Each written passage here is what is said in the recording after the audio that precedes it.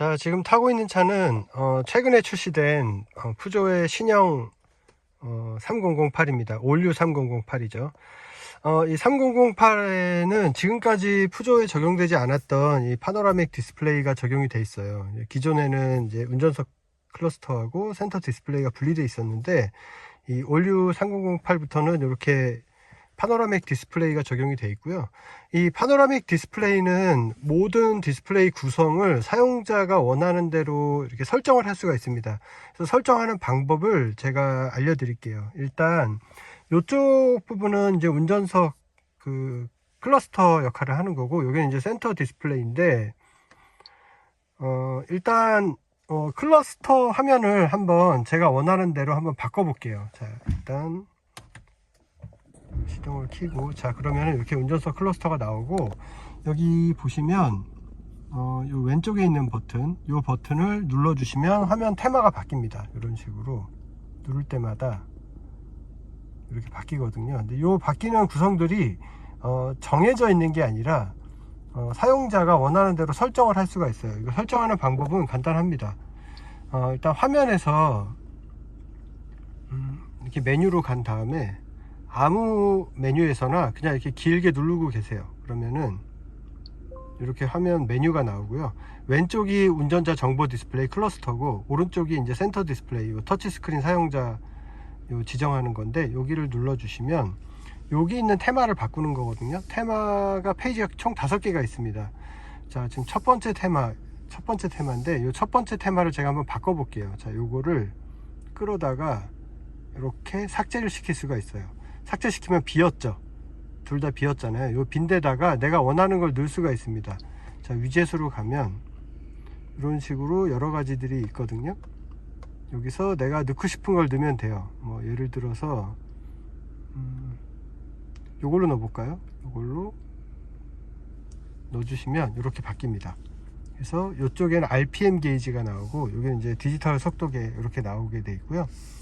그 다음에 또 여러 다른 페이지로 한번 가볼게요. 자, 여기 페이지 5번째 페이지도 지금 비어 있는데, 이것도 제가 한번 설정을 해 볼게요. 자, 일단 우측에다가는 제가 파워 게이지를 넣겠습니다. 요건 말고 다시 다른 걸로 RPM 게이지를 선택을 하겠습니다. 자, 그러면 자, 이렇게 바꿔서 이쪽은 파워 게이지, 이쪽은 RPM 게이지, 이렇게 볼 수가 있습니다. 이게 이제 마일드 하이브리드 시스템인데, 푸조에서 새로 개발한 최신형 스마트 마일드 하이브리드가 적용이 되어 있는데, 이 스마트 하이브리드 같은 경우는 기존의 마일드 하이브리드보다 구동력을 더 많이 발생시킬 수가 있어요. 그래서 기존 우리가 요즘에 많이 인기가 많은 그 고전압 하이브리드 시스템, 그 풀 하이브리드 시스템하고 거의 비슷한 수준의 그런 구동력을 발휘할 수가 있습니다. 그래서 실제 주행을 하다 보면은 모터 구동이 굉장히 많이 일어나는 것을 볼 수가 있어요.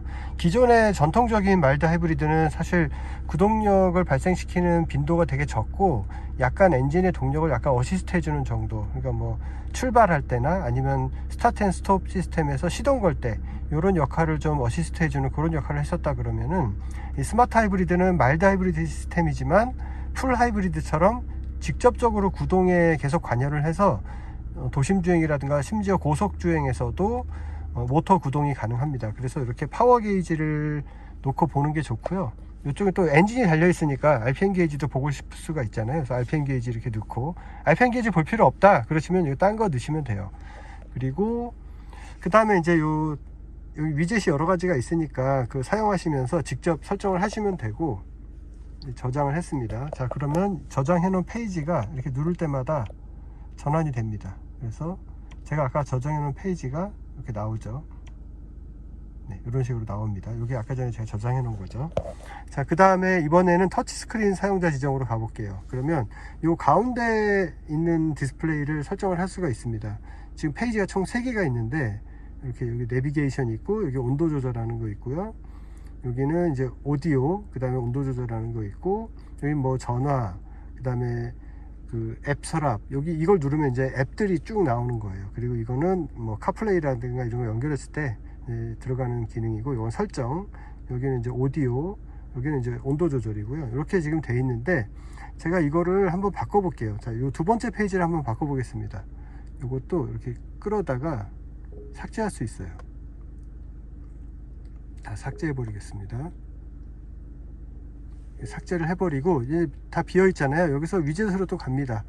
그러면 위젯 넣을 수 있는 것들이 이렇게 쭉 있어요. 위젯이 다 메뉴마다 이렇게 차지하는 칸이 다 달라요. 이런 건 한 칸이면 되고, 이런 건 두 칸, 요건 한 4칸 정도 되겠죠. 그렇죠? 이런 거는 또 칸이 되게 넓죠. 그래서 이거 하나 넣으면 다른 거 많이 못 넣어요. 그래서 어떤 걸 넣을지를 이제 생각하면서 이제 선택을 해야 되는데,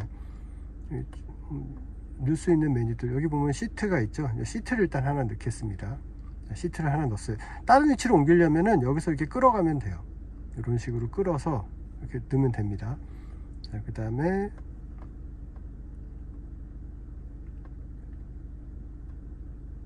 여기 보면 열선, 통풍 이런 게 있어요. 여기 지금 운전석 열선 이런 게 있는데 요거는 통풍이고 이건 열선이거든요. 요것도 넣을게요. 넣고 그 다음에 또 통풍도, 아이고, 통풍을 선택하고 그 다음에 아이고,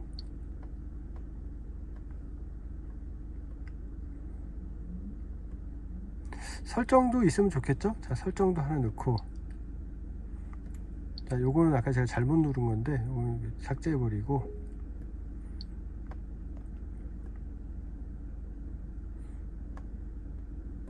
온도 조절하는 것도 넣게요.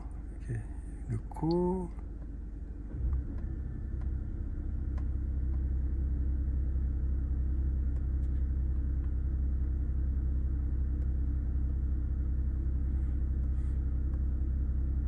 앱 서랍도 하나 넣고요. 그래서 이렇게 해서 이렇게 설정을 하겠습니다. 자, 이렇게 해서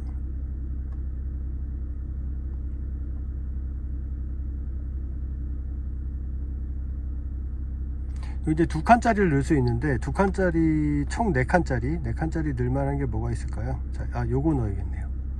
자, 요거를 선택해 주면 이렇게 할 수가 있죠. 그러면은 한번 요 페이지로 한번 가볼게요. 자, 저장해 줍니다. 자, 그러면은 이제 두 번째 페이지로 이동을 해 볼게요. 자, 메인으로 가서 제가 아까 두 번째 페이지를 바꿨잖아요. 요게 지금 제가 지금 설정한 페이지입니다. 그래서 여기 열선 기능, 핸들 열선, 그 다음에 여기 이제 통풍, 그 다음에 요 시트는 뭐냐면 이걸 눌러 주시면은 시트 메뉴로 가서 난방 환기라든가 뭐 볼스터 조정이라든가 마사지 이거 선택할 수가 있어요. 마사지 기능은 여기서 누르신 다음에 강도를 조절하고 이렇게 선택하면 마사지 패턴을 고를 수가 있습니다. 이렇게 원래 여기다 안 넣어놓으면 또 여기 설정에 가서 앱 서랍에 가서 시트로 간 다음에 막 이렇게 복잡해야 되니까 복잡하게 설정을 할 필요 없이 여기다 내가 이렇게 위젯 설정을 해 놓으면 원터치로 바로 갈 수가 있잖아요. 이렇게 사용하시면 될 것 같아요.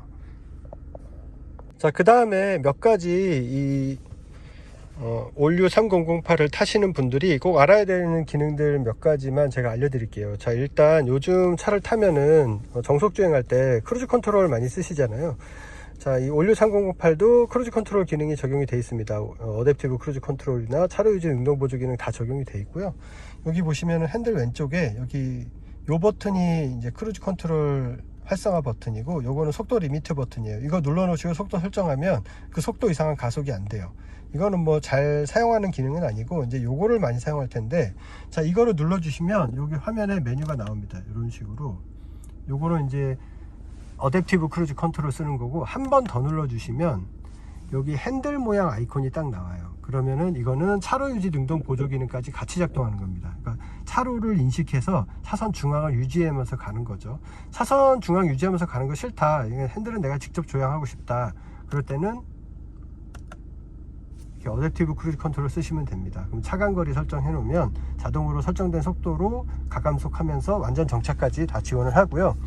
그 다음에 이제 속도 설정은 직접 악셀을 밟아서 가속을 하다가 이제 여기서 OK 버튼 누르시면 이제 크루즈 컨트롤이 시작이 되는데, 만약에 주행을 하다가 이 차가 달리고 있는 도로의 제한 속도에 맞춰서 한 번에 그냥 속도 설정을 하고 싶다, 그러면 차를 주행을 하다 보면 이 도로의 제한속도 표지판을 인식을 해서 여기 표시가 나옵니다.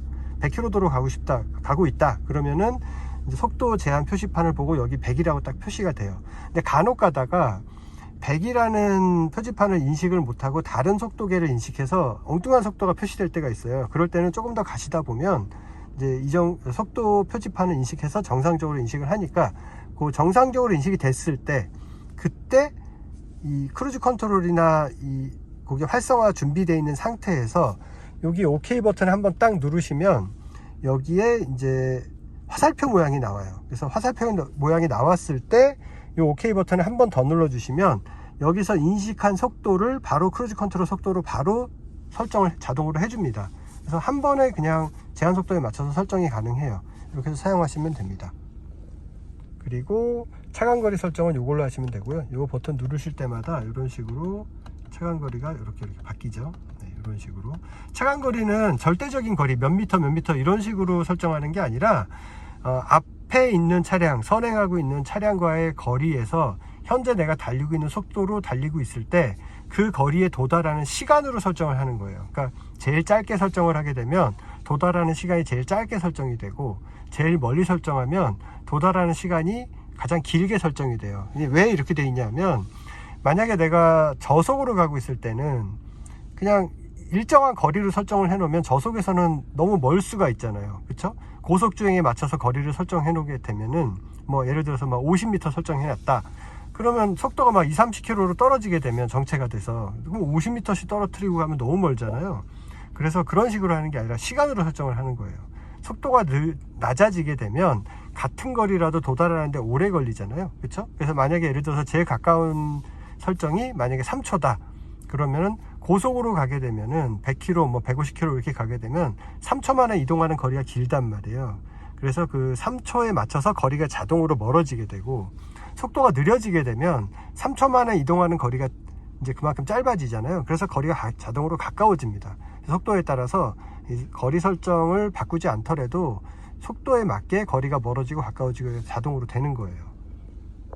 자, 그 다음에 주행을 하다가 내가 연비가 보고 싶을 때가 있잖아요. 트립이. 그러면 아까 위젯에 들어가서 여기다가 트립을 설정을 해도 되는데, 그냥 트립을 설정하지 않고 주행하다 내가 필요할 때만 트립이 보고 싶다. 그럴 때는 이쪽에 보시면 요 끝에 버튼이 있어요. 이거 이렇게 눌러주시면 이런 식으로 트립이 나옵니다. 누를 때마다 트립 1, 2하고 현재 주행 모드하고 이렇게 번갈아 가면서 볼 수가 있고, 보고 있다가 좀 지나면 다시 사라져요. 그리고 트립 1번, 트립 2번 중에서 내가 리셋하고 싶은 게 있으면은 해당 트립에서 버튼을 길게 누르고 있으면 잠시 뒤에 이게 리셋이 됩니다.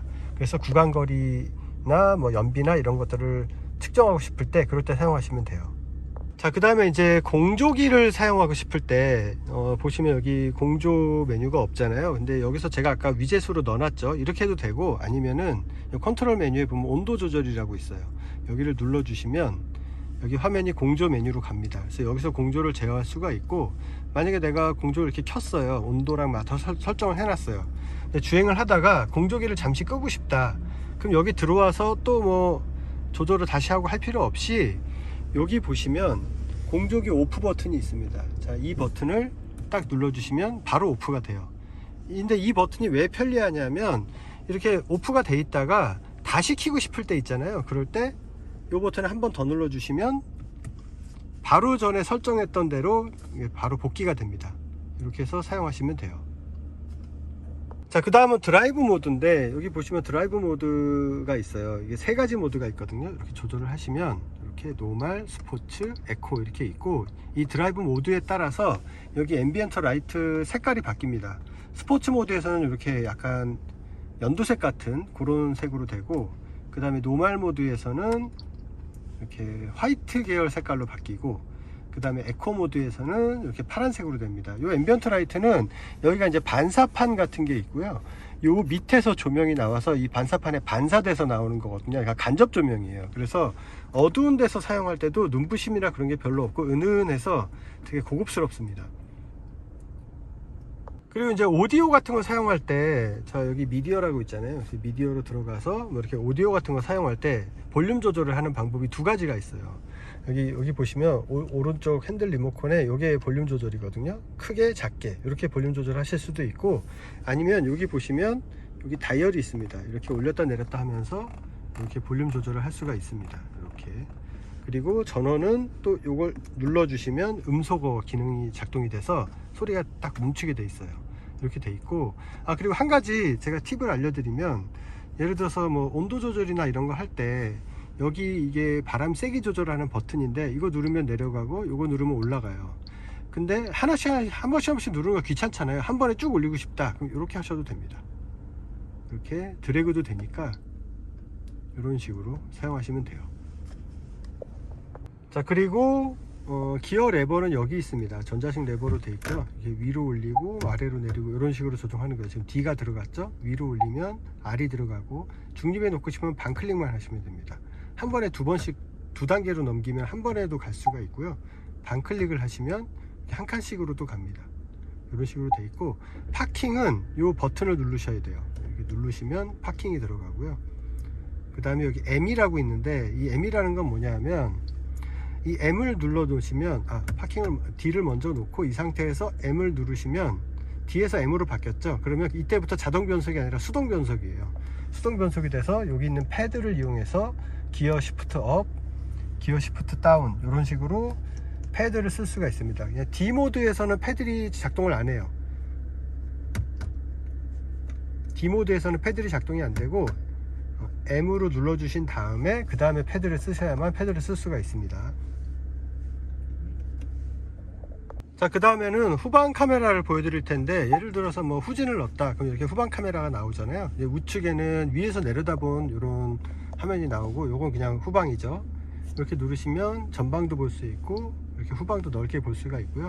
이렇게 하시면은 이 상태에서 내가 요 차에 비추고 있는 부분을 터치하시면 그 부분을 볼 수가 있어요. 이렇게 누르시면 뒤가 나오고, 이렇게 누르시면 앞이 나오고, 우측, 좌측 이렇게 다 세밀하게 볼 수가 있습니다. 그리고 여기 보시면 특이한 버튼이 있어요. 이거 눌러주시면, 여기 보시면 후방 카메라 청소라고 있죠. 이거 눌러주시면 후방 카메라가 더러울 때 워셔액을 써가지고 이걸 청소를 해주는데, 지금 워셔액이 없나봐요. 물이 안 나가요.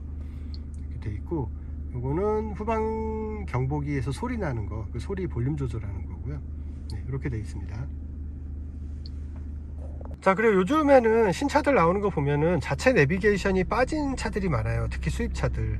아니면은 뭐 요즘에 티맵 인포테인먼트 시스템 이렇게 깔아가지고 티맵 인포테인먼트에 의해서 티맵을 또 지원하는 수입차들도 있죠. 근데 이 푸조 같은 경우는 예전에는 그 탐앤탐인가? 뭐 그 유럽 내비게이션이 깔려 있었는데, 그게 약간 우리나라에서 사용하기에는 좀 성능이 많이 떨어졌다 이런 생각이 들었는데, 이번에 새로 나온 이 올류 3008에 적용되어 있는 이 자체 내비게이션은 사용해 보니까 되게 좋아요. 제가 티맵이나 뭐 카카오맵이 이런 거랑 같이 비교해서도 사용해 봤는데, 굉장히 경로 안내도 잘 되고, 실시간 교통 정보에 따라서 뭐 빠른 길도 잘 찾아주고 우회로도 잘 찾아주고 되게 좋은 것 같습니다. 요거는 여기 내비게이션에 들어가서 요 자체에서 사용하시면 되고, 여기서 경로 누르신 다음에 경로 설정해서 사용하시면 되고, 요 화면 설정이나 이런 거는 이렇게 누르시면 화면 지도 방식이 이렇게 바뀌게 돼 있어요. 이렇게 바뀌게 돼 있고, 그 다음에 요 스피커 모양 같은 거 누르시면 음을 끌 수도 있고 경고음만 낼 수도 있고, 그 다음 모든 안내음을 다 낼 수도 있고, 취향대로 이렇게 사용하시면 됩니다. 이렇게 하시면 되고,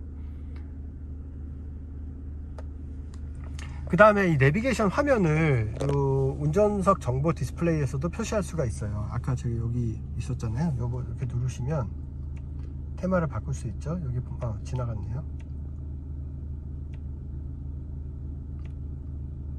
네, 이런 식으로 내비게이션 화면을 클러스터에도 표시를 할 수가 있습니다. 근데 이게 나는 이 자체 맵이 싫다, 나는 카플레이 같은 거 연결해서 카카오 맵이나 티맵을 사용하고 싶다, 그러시는 분들은 여기서 티맵 실행해서 쓰시면 되는데, 티맵도 이 맵인 클러스터 기능을 지원합니다. 그래서 티맵 사용할 때도 이렇게 하시면 여기 티맵 화면이 나와요.